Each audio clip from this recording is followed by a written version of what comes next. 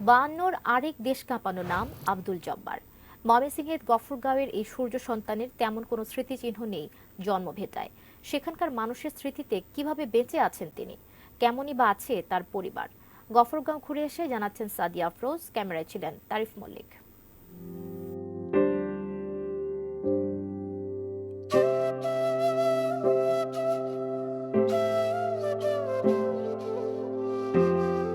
ভোরের আলো ফোটার সাথে সাথে যাত্রা শুরু ময়মনসিংহের গফরগাঁওয়ের পথে। বাংলার ৮-১০টা গ্রাম যেমন হয় তেমনি সবুজে ঘেরা মাঠঘাট প্রান্তর গফরগাঁওয়ের শরীর জুড়ে। প্রাণ প্রকৃতির সাথে মিশে থাকা সতেজ অনুভূতি হয়তো ভাষা শহীদ জব্বারকে শিখিয়েছিল এই বাংলাকে ভালোবাসতে, ভাষার জন্য অকাতরে জীবন বিলিয়ে দিতে। ৫২-২১-তে হাজার হাজার ছাত্র জনতার সমাবেশের একজন হয়ে ওঠেন আব্দুল জব্বার। সেখানেই জীবন দিয়ে হয়ে ওঠেন অনন্য একজন বিশ্ব ইতিহাসে বিরল ভাষা শহীদ।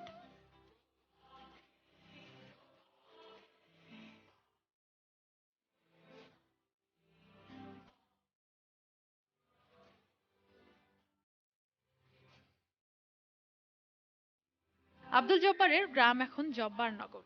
১৪ বছর আগেই গ্রামটি পায় নতুন নাম। তার পৈতৃক জমিটিতে একে একে গড়ে তোলা হয়েছে গ্রন্থাগার ও স্মৃতি জাদুঘর, সরকারি প্রাথমিক বিদ্যালয় এবং কেন্দ্রীয় শহীদ মিনার। একজন ভাষা শহীদের একমাত্র সন্তান হিসেবে আব্দুল জব্বারের ছেলে নুরুল ইসলাম বাদল বাবার মতোই দেশপ্রেমিক ছিলেন। ঝাঁপিয়ে পড়েছিলেন মুক্তিযুদ্ধে। সেনাবাহিনীর ওয়ারেন্ট অফিসার হিসেবে কর্মজীবন পার করে ২০২১ সালে হৃদরোগে আক্রান্ত হয়ে মারা যান তিনি। এটিএন নিউজের গফরগাঁও যাওয়ার কথা শুনে ঢাকা থেকে সেখানে পৌঁছান আব্দুল জব্বারের পুত্রবধূ ফিরোজা খাতুন ও একমাত্র নাতি ফারজুল ইসলাম বিজয়। ফিরোজা জানান, স্বামী নুরুল ইসলাম বাদল ভাষা শহীদের ছেলে হিসেবে মাসে ১০,০০০ টাকা ভাতা পেতেন। তার মৃত্যুর পর ওই ভাতা বন্ধ হয়ে গেছে। ভাষা শহীদের একমাত্র নাতিও অটিজমে আক্রান্ত। ভাতাটা যে বন্ধ হয়েছে, ওই ভাতাটা আমার ছেলের নামে দেওয়া হোক, আমার ছেলে যাতে চলতে পারে। আমার ছেলে একদম অচল। জব্বারনগরের বাসিন্দা হিসেবে গর্বের সাথে নিজের পরিচয় দেন সেখানকার মানুষও। কিন্তু শুধু নামটিই বদলেছে, এমনকি সরকারি গেজেটেও উঠেনি জব্বারনগরের নাম। রাস্তাঘাটও অবহেলিত। ২০ তারিখ রাত্রি থেকে শুরু হয়ে যায়, ২১ তারিখ পুরা দিন আপনার লোকে লোকারণ্য থাকে। কাজে রাস্তাটা আমাদের বড় হওয়া খুবই প্রয়োজন। ২০০৮ সালে ৪,১৩০টি বই নিয়ে যাত্রা শুরু আব্দুল জব্বার স্মৃতি গ্রন্থাগার ও জাদুঘরের। এরপর আর যুক্ত হয়নি নতুন বই। আব্দুল জব্বার সরকারি প্রাথমিক বিদ্যালয়টিরও জীর্ণদশা। ঢাকায় ফিরে তেজগাঁওয়ের তেজকুনি পাড়ায় আব্দুল জব্বারের ছেলের বাড়িতে যাত্রা।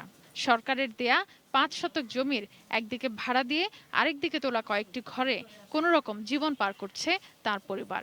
বস্তির মতো থাকতেছি আমরা। এখন প্রধানমন্ত্রী শেখ হাসিনা উনি যদি আমাদের একটু সাহায্য করেন, যদি আমাদের বাড়িটা ডেভেলপ করে দেন, তাহলে আমরা হয়তো এলাকায় গর্বের সাথে বাস করতে পারবো। অন্য ভাষার সাথে মিলিয়ে বলা ছাড়াও কতভাবেই না আমরা অবজ্ঞা করছি বাংলা ভাষাকে। বিশ্বমানের মানুষ হতে গিয়ে মায়ের ভাষাকেই কেউ কেউ আবার ভুলতে বসছি। কিন্তু ভাষা শহীদদের আত্মত্যাগ ও তাদের পরিবারগুলোর দুর্দশার কথা উপলব্ধি করে যদি বাংলা ভাষার চর্চা করা হতো, তবে এই বাংলাকে আরো গভীরভাবে ভালোবাসতে ও যত্ন নিতে শিখত বাঙালি। Sadia Afroz, ATN news, Jabbarnagar, Gafargaon, Mymensingh.